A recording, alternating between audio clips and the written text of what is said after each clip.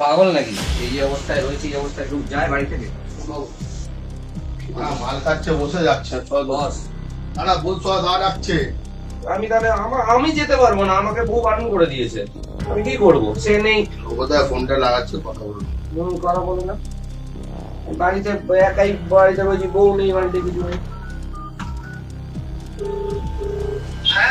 দাদা গেট খুলছিল না, ফোনটা কাটো, ফোনটা কাটো, ফোনটা কাটো। কাকে ফোন করবি? আমার বউকেই তো ফোন ফোনটা কাটতে বললাম তো। কেটে দিয়েছি। ফোনটা কাটো, হ্যালো, ফোনটা কাটো। ওরা বাড়িতে 3-4 জন মিলে এসছে। মাল খাচ্ছে, ঘরে বসে।